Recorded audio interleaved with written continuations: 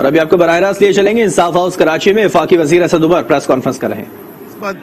یہ پہلی دفعہ دیکھنے کے لیے آیا اور جس وقت سندھ کے عوام جو ہیں یہ مہنگا آٹا خرید رہے تھے، نیب کی تحقیقات یہ کہتی ہیں کہ 20 ارب روپے کا گندم جو ہے اس کی چوری ہو رہی تھی اور بقول سندھ حکومت کے اس کو چوہے کھا گئے تھے.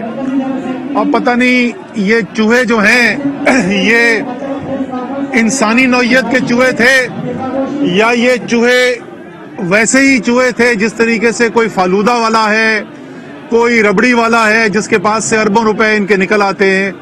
تو اس کا سوال جو ہے یہ ساری عوام، سندھ کی عوام اس کے جواب کی منتظر ہے.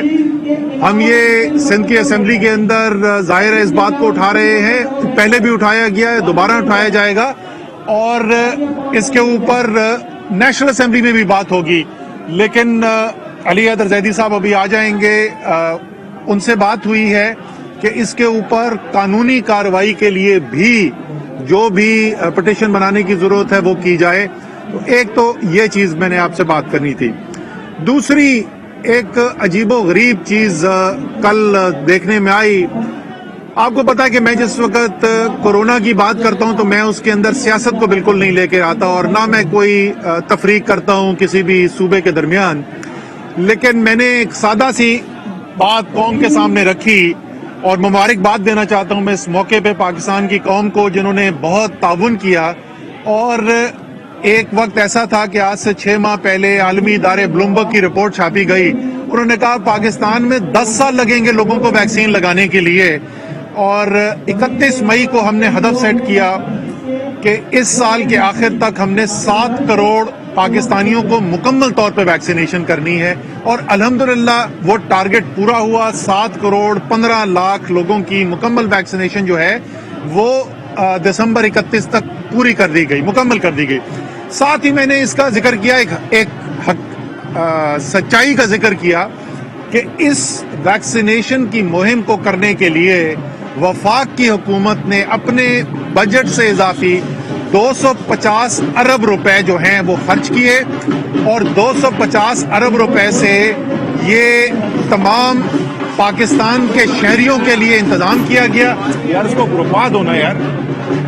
یہ پاکستان کے عوام کے لیے 250 ارب روپے کی ویکسین کا انتظام کیا گیا اور بلا تفریق کہ کس صوبے سے ان کا تعلق ہے ان وفاق نے ہر پاکستانی شہری کے لیے اس کا انتظام کرنے کے لیے کوشش کی.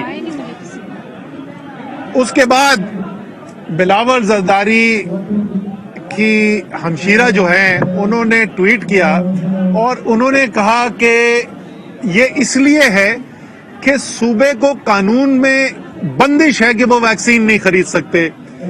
تو میں چاہوں گا کہ سندھ کی حکومت اس کی ضرور وضاحت کرے کہ وہ کون سا قانون ہے جو سندھ کی حکومت کو اپنے شہریوں کے لیے ویکسین خریدنے سے روکتا ہے.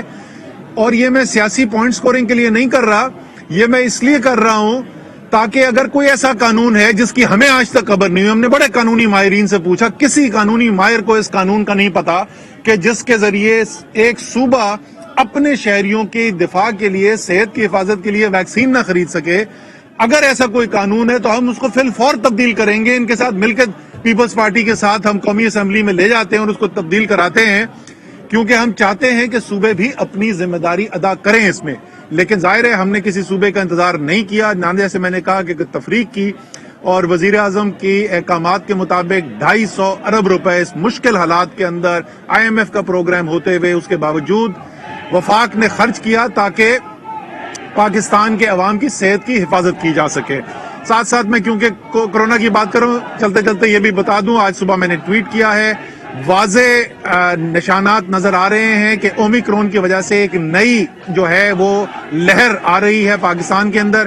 اس لیے آپ سب لوگ جو ہیں اپنی حفاظت کریں اور یہ سب جہاں پہ جو بیٹھے ہوئے ہیں ان سب کو اس وقت ماسک پہن کے بیٹھنا چاہیے اور یہ بغیر ماسک کے بیٹھے ہوئے ہیں تو ان کو بھی میں تنبیہ کرتا ہوں کہ خدا کا واسطہ اپنی بھی حفاظت کریں اور دوسروں کی بھی حفاظت کریں. تیسری آخری لیکن شاید سب سے اہم چیز جس کی میں بات کرنا چاہتا ہوں، سندھ میں پہلے بھی مقامی حکومت کا جو قانون موجود ہے وہ قانون جو ہے وہ کسی طور بھی پاکستان کے آئین کے اندر جو لکھا ہوا ہے 140A کے اندر کہ ایک ایسا بلدیاتی نظام ہوگا جو مالی، سیاسی اور انتظامی طور پر خود مختار ہوگا. کسی صورت بھی سندھ کا پرانا جو قانون تھا وہ اس شرط پر پورا نہیں اترتا تھا اور ہمارے خیال میں وہ غیر آئینی تھا. اسی لیے اس کے اوپر پٹیشن فائل کی گئی. ایک MQM نے بھی پٹیشن فائل کی. تحریک انصاف کی پٹیشن میں خود ذاتی طور پہ وزیر اعظم عمران خان پٹیشنر ہیں، میں اس کا پٹیشنر ہوں، اور عامر کیانی صاحب جو اس وقت سیکرٹری جنرل تھے وہ پٹیشنر ہیں، اور وہ کورٹس کے پاس معاملہ پہلے سے موجود تھا. اب انہوں نے جو ترمیم کی اور اس کے بعد سے جو یہ فیصلے کرتے رہے، یہ تو جو رہی صحیح بلدیات کے پاس، مقامی نمائندوں کے پاس اختیارات تھے، یہ اس کو بھی ختم کرنے جا رہے ہیں. یہ غیر آئینی ہے، یہ نامکمل جمہوریت ہے، اور میں آپ سے یہ کہہ رہا ہوں کہ میری ذاتی رائے میں یہ پاکستان کے لیے خطرہ پیدا کر رہے ہیں. اور کیا وجہ ہے میری، میں یہ کیوں کہنا چاہتا ہوں. دیکھیں، پاکستان کے اندر ایک فیڈرل نظام ہے، اس کے اندر صوبوں کے پاس پہلے سے بھی اختیارات تھے، مزید بہت اختیارات کے اندر اضافہ کیا گیا 18ویں ترمیم کے ذریعے، جس کے اندر کچھ شاید دوبارہ اس کو دیکھنے کی ضرورت ہے کہ کوارڈینیشن آپس میں ربط کیسے بہتر کیا جا سکے، لیکن مجموعی طور پہ ایک اچھی چیز تھی کہ صوبوں کو زیادہ اختیار دیا گیا.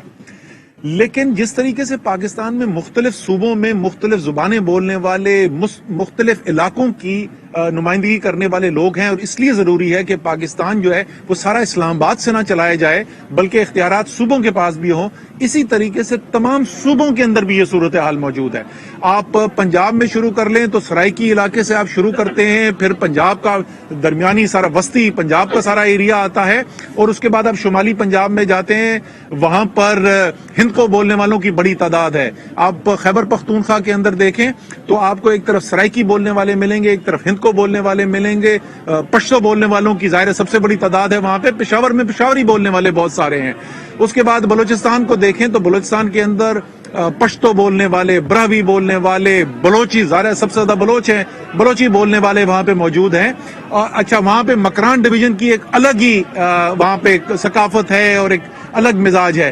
اسی طریقے سے سندھ کے اندر جو ہے وہ تو پاکستان کے آئین کے اندر لکھا ہوا ہے کہ ایک شہری اور دیہی جو ہے وہ دو الگ الگ تفریق کی ہوئی ہے.